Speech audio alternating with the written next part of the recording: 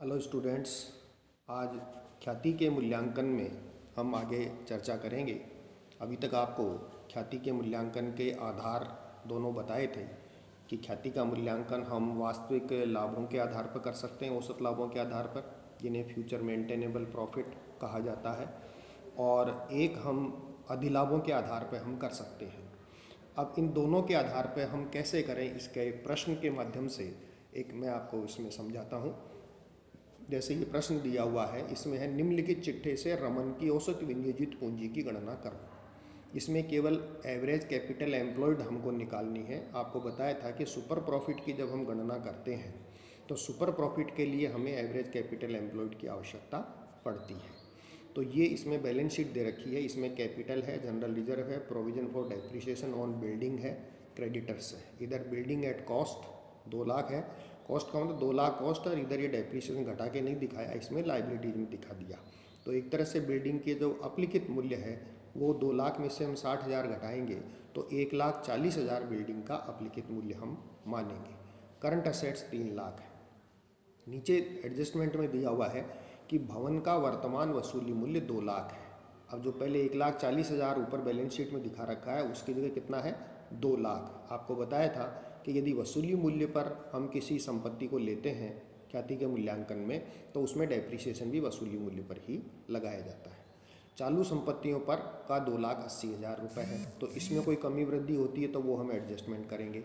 18-19 वर्ष के लिए 80,000 रुपये का विशुद्ध लाभ कमाया, ये चालू वर्ष का प्रॉफिट इसमें दिया हुआ है। अब इसमें हमें पूछा है एवरेज कैपिटल एम्प्लॉयड आपको निकालनी है। तो सबसे पहले हम लेंगे कैपिटल एम्प्लॉयड लेने के लिए, इसमें फिक्स्ड असेट्स के आधार पर लेंगे तो फिक्स्ड असेट्स लेंगे building at realisable value. Realisable value कितना दे रखा है, 2 लाख, ये 2 लाख ले लेंगे। करंट असेट्स, इसका रियलाइजेबल वैल्यू दे रखी है 2,80,000, तो टोटल असेट्स हो गई 4,80,000 की। अब इसमें से लेस करेंगे अपन लाइबिलिटीज़, तो लाइबिलिटीज़ में खाली इसमें क्रेडिटर्स दिया हुआ है और क्रेडिटर्स है 1,40,000, क्योंकि प्रोविजन फॉर डेप्रिसिएशन इसलिए नहीं घटाएंगे कि अपन ने रिवैल्यूड प्राइस इसमें शामिल करी है। 1,40,000 घटाएंगे तो कैपिटल एट द एंड आ गई हमारे पास 3,40,000 रुपये। अब इस कैपिटल एट द एंड में आपको बताया था करंट ईयर के प्रॉफिट का आधा यदि अपन घटा देते हैं तो वो एवरेज कैपिटल एम्प्लॉयड आ जाती है। तो 3,40,000 में से हम करंट ईयर के प्रॉफिट का आधा घटाएंगे। करंट ईयर का प्रॉफिट ऊपर हमें प्रश्न में दिया हुआ है 80,000 रुपये। अब 80,000 में से ये जो डेप्रीसिएशन है इसका हम एडजस्टमेंट इसके अंतर्गत हमको करना पड़ेगा। वो डेप्रीसिएशन का एडजस्टमेंट इसमें 20,000 रुपये हम जो है वो डेप्रीसिएशन के इसमें घटाएंगे, क्योंकि 2 लाख रुपये इसका वसूली मूल्य है, तो 2 लाख रुपये का 10% से 20,000 रुपये का डेप्रीसिएशन होता है। तो इसलिए वो 80,000 में 20,000 घटा के इसमें 60,000 रुपये बचते हैं, उसका आधा यानी 30,000 रुपये हमने इसके अंतर्गत ये लेस कर दिया। तो ये इसमें आ गया एवरेज कैपिटल एम्प्लॉयड 3,10,000। तो इस प्रकार से औसत विनियोजित पूंजी की गणना हम करते हैं। अब एक पूरा सवाल लेते हैं जिसमें औसत विनियोजित, औसत लाभ और एक प्रकार से सुपर प्रॉफिट अधिलाभ दोनों की गणना हम करेंगे। ये बड़ा अच्छा सवाल है, परीक्षा की दृष्टि से भी इसको देखिए। इसमें कैपिटल दे रखी है 2,44,500, जनरल रिजर्व है, यूटीआई से लोन है, इनकम टैक्स पेबल है, ट्रेड क्रेडिटर्स है, और इधर है free hold premises, furniture, motor car, inventory, debtors, investment इन 6% ट्रस्ट बॉन्ड, फेस वैल्यू 50,000। अब ये जो इन्वेस्टमेंट है ये non trading investment, trading investment नहीं है, तो इनके 50,000 का 6% से जो इंटरेस्ट होता है उसका एडजस्टमेंट हम इसमें करेंगे। कैश इन हैंड दे रखा है 36,250। अब इसमें नीचे जो एडजस्टमेंट दे रखे हैं उनका हमें ध्यान रखते हुए हमें ये प्रश्न करना होगा। इसमें दिया है प्रतिवर्ष 31 मार्च को समाप्त होने वाले गत 5 वर्षों के विशुद्ध लाभ 71,750, 1,16,250, 1,65,000, 1,35,500 और 1,41,000 रुपये थे। ये पिछले 5 सालों के नेट प्रॉफिट हमको दिए हुए हैं, जिनके आधार पर हम वास्तविक औसत लाभों की हम गणना करते हैं। अब यह व्यवसाय का स्वामी मनोज व्यापार में सक्रिय रूप से व्यस्त था, किंतु उसने कोई वेतन नहीं लिया। व्यापारिक देनदार सब उत्तम थे सिवाय श्री राजीव के, जिसको दिवालिया घोषित किया जा चुका था और जिसने 12,500 रुपये के ऋण में से 60 पैसे प्रति रुपये के हिसाब से अंतिम लाभांश मिलने की संभावना है। यानी डेटर्स जो हैं उसमें से जो बैड डेट्स हैं, डूबत ऋण है, वो कितने हैं, वो जो इसी साल डूबेंगे कि 12,500 का डेटर था वो केवल रुपए में 60 पैसे ही देगा, यानी 40 पैसे डूब गए। तो इसका मतलब 5,000 रुपये हमारे डूब जाएंगे, 7,000 रुपये हमें इसमें मिलेंगे। तो 5,000 रुपये जो डूबत ऋण है उसका भी एडजस्टमेंट प्रॉफिट में करना होगा। अन्य संपत्तियों का पुनर्मूल्यांकन इस प्रकार किया गया। जो बाकी संपत्तियां हैं उनकी रीवैल्यूड प्राइस हमें दे रखी है। वो क्या है, मोटर कार 37,500 रुपये है, फर्नीचर 5,000 रुपये है, बिल्डिंग जो है वो 3,25,000 रुपये है। व्यवसाय के मालिक का उचित पारिश्रमिक 1,250 रुपये प्रति माह माना जाए, ये हमें दे दिया। और औसत विनियोजित पूंजी पर प्रत्याय की सामान्य दर 15%, यानी नॉर्मल रेट ऑफ रिटर्न जो है वो 15% मानी जाए। अब ये कहता है वास्तविक औसत लाभ और अधिलाभ आपको ज्ञात करना है, जैसा आपको पहले समझाया जा चुका है। अब इसमें वास्तविक औसत लाभ हम ज्ञात करेंगे। तो पहले तो जो ये 5 साल के लाभ हैं इनका हम एवरेज, सिंपल एवरेज निकालेंगे। 71,500, 1,16, 1,65, 1,35 और 1,41, क्योंकि ये घटबढ़ है इसलिए वेटेड एवरेज नहीं लेंगे, हम इसमें सिंपल एवरेज लेंगे। तो ये 5 साल के लाभ जोड़े 6,24,500 इनका टोटल आया। इसमें 5 का भाग देंगे तो 1,24,900 रुपये इसमें एवरेज प्रॉफिट आ गया। अब इस एवरेज प्रॉफिट में हम एडजस्टमेंट करते हैं, जैसा पहले आपको बताया था। एक तो व्यवसाय के स्वामी का पारिश्रमिक करेंगे और एक इसमें नॉन ट्रेडिंग इन्वेस्टमेंट की जो इनकम है उसको हम इसमें से लेस करेंगे। तो स्वामी का पारिश्रमिक है 1,250 रुपये प्रति माह, जैसा इसमें दिया हुआ था। तो 1,250 रुपये प्रति माह के हिसाब से हम इसमें ये लेस करेंगे 15,000 रुपये, 12 महीने के हो गए। और 50,000 का 6% से जो नॉन ट्रेडिंग इन्वेस्टमेंट था, जो बैलेंस शीट में दिया हुआ है 50,000 की फेस वैल्यू का 6% से ये ट्रस्ट बॉन्ड जो दिया हुआ था, इसका हम इसमें 3,000 रुपये जो इसका हो गया इंटरेस्ट, वो इसमें हम एक प्रकार से लेस करेंगे। और एडिशनल डेप्रीसिएशन कितना होगा, क्योंकि इन संपत्तियों का पुनर्मूल्यांकन किया गया है। और आपको बताया था कि बैलेंस शीट में जो डेप्रीसिएशन होता है वो नॉर्मल लगाते हैं, लेकिन इनकम टैक्स की दृष्टि से हम डेप्रीसिएशन की रेट्स अलग होती हैं जिनको हम शामिल करते हैं और उसी आधार पर लेंगे। और ये भी आपको बताया था कि यदि स्थायी संपत्तियों का पुनर्मूल्यांकित मूल्य दिया हुआ है तो डेप्रीसिएशन भी पुनर्मूल्यांकित मूल्य पर ही हमको ज्ञात करना पड़ेगा। तो अब इसके लिए इन संपत्तियों का डेप्रीसिएशन तीनों का हमको अलग से लेना पड़ेगा। तो इसकी देखिए एक टेबल के माध्यम से हम कैलकुलेशन करेंगे। ये नीचे टेबल दे रखी है, इसके आधार पे हम इसमें रिवैल्यू डेप्रीसिएशन निकालेंगे। तो जैसे 3 असेट हैं, मोटर कार, फर्नीचर और free hold premises. Revalued price तीनों की ये प्रश्न में दी हुई है, 37,500, 5,000 और 3,25,000। बुक वैल्यू जो प्रश्न के अंतर्गत बैलेंस शीट में दे रखी है 31,250, 5.5 और 2.25। ये देखिए आप बैलेंस शीट में जो वैल्यू दे रखी है ये देखिए 31,250, 5,500 और ये आपके इसकी दे रखी है 2,25,000। तो ये अपन इसमें रिवैल्यूड प्राइस इनकी जो है वो ले लेंगे 31,250, 5.5, 2.25।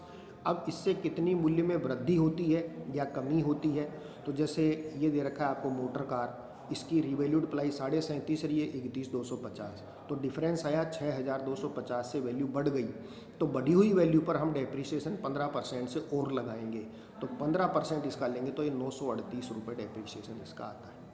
इसी तरह से फर्नीचर है, इसकी प्राइस कम हो गई, 5.5 थी और अब ये रिवैल्यूड प्राइस में कम हो गई 5,000, तो 500 रुपये जो कम हो गई उसका डेप्रीसिएशन माइनस कर देंगे, 10% से कम कर देंगे। इसी तरह से फ्री होल्ड प्रीमाइसेस की रिवैल्यूड प्राइस दे रखी है 3.25 लाख और बुक वैल्यू दे रखी है 2.25 लाख, तो 1 लाख से मूल्य बढ़ गया।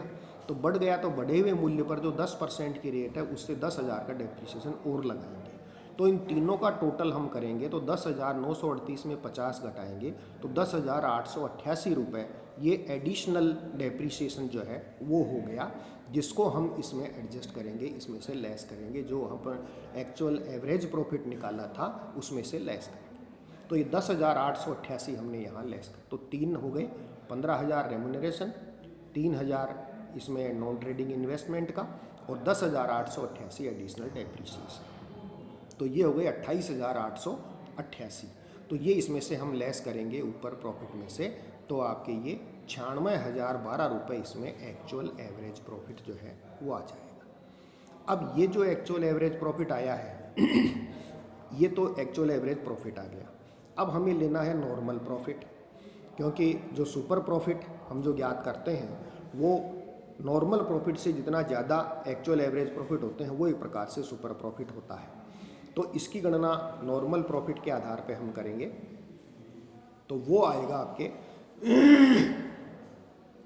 इसमें देखिए कैश एट बैंक ये एज इट इज लेंगे जो बैलेंस शीट में दे रखा है 36,250। डेटर्स इसमें जो दे रखे हैं बैलेंस शीट में 75,000, लेकिन इसमें जो राजीव था जिसका वो इसमें पैसा डूब गया था 5,000 रुपये का डूब गया था ऋण, वो ऋण इसमें से 75 में से हमने लेस कर दिया, तो कितना बचा 70। तो 70,000 हम ये इसके अंतर्गत ये डेटर्स के लेंगे। इन्वेंट्री, मोटर कार और फ्री होल्ड प्रेमाइसेज, इनका ये इन्वेंट्री वही लेंगे जो बैलेंस शीट में दे रखी है 49,500, उसमें कोई चेंज नहीं है। अब जो 3 असेट्स फिक्स्ड असेट्स बची, फ्री होल्ड प्रेमाइसेज, फर्नीचर और मोटर कार, इनका जो रिवैल्यूड प्राइस है वो इसके अंतर्गत हम लेंगे। तो इन मोटर कार 37,500, फर्नीचर 5,000 और फ्री होल्ड प्रेमाइसेज 3.25।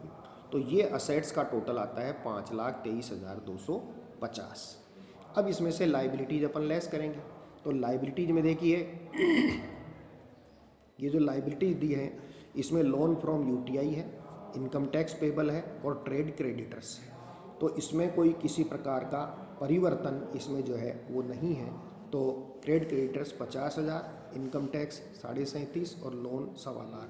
तो ये इसमें 2,12,500 हम घटाएंगे असेट्स में से, तो 3,10,750 ये क्लोजिंग कैपिटल एम्प्लॉयड आपके आ जाएगी, यानी वर्ष के अंत की पूंजी विनियोग इसमें आ जाएगा। उस ये अंतिम विनियोजित पूंजी जो है वो आ जाएगी। अब प्रश्न में यदि हमें करंट ओपनिंग हमें कैपिटल एम्प्लॉयड दी हुई होती तो ओपनिंग क्लोजिंग जोड़ के हम उसका औसत निकाल लेते, लेकिन ज़्यादातर प्रश्नों में ओपनिंग कैपिटल एम्प्लॉयड दी हुई नहीं होती, इसलिए हम क्या करते हैं कि जो क्लोजिंग कैपिटल एम्प्लॉयड आती है उसमें से करंट ईयर के प्रॉफिट का 50% हम इसमें से घटा देते हैं। अब करंट ईयर का प्रॉफिट कितना है, तो करंट ईयर का प्रॉफिट आप देखिए इसमें दे रखा है आखिरी वर्ष का, ये दे रखा है 1,41,000 रुपये, 1,41,000। अब इसमें एडजस्टमेंट क्या करेंगे कि जो दिवालिया होने के 5,000 रुपये हमने घटाए थे वो इसमें से हम लेस करेंगे, तो 1,36,000 रुपये जो है वो करंट ईयर का प्रॉफिट इसमें आ जाएगा। तो 1,36,000 का आधा हम जो है वो करेंगे, तो ये इसमें 68,000 घटा करके 2,42,750 रुपये जो है ये आपके एवरेज कैपिटल एम्प्लॉयड आ जाएगा। इस एवरेज कैपिटल एम्प्लॉयड को जो नॉर्मल रेट ऑफ रिटर्न प्रश्न में आपको 15% दी हुई है, इस 15% से मल्टीप्लाई करके नॉर्मल प्रॉफिट हम ज्ञात करेंगे। तो वो 2,42,750 गुना 15/100, तो ये आ जाएगा 36,413, ये नॉर्मल प्रॉफिट आ गया। तो अपन ने पहले एक्चुअल एवरेज प्रॉफिट निकाला 96,012, फिर हमने निकाला नॉर्मल प्रॉफिट 36,413, इसको घटाएंगे तो एक्चुअल एवरेज प्रॉफिट 96,012 और नॉर्मल प्रॉफिट 36,413, तो 59,599 रुपये हमें नॉर्मल प्रॉफिट से ज़्यादा लाभ हमारा आ रहा है, तो इसको हम कहेंगे सुपर प्रॉफिट 59,599। तो इस तरह से इसमें अधिलाभों की गणना जो है वो की जाती है।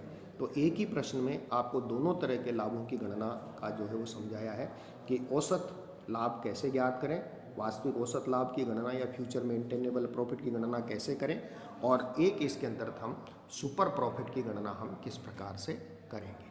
धन्यवाद।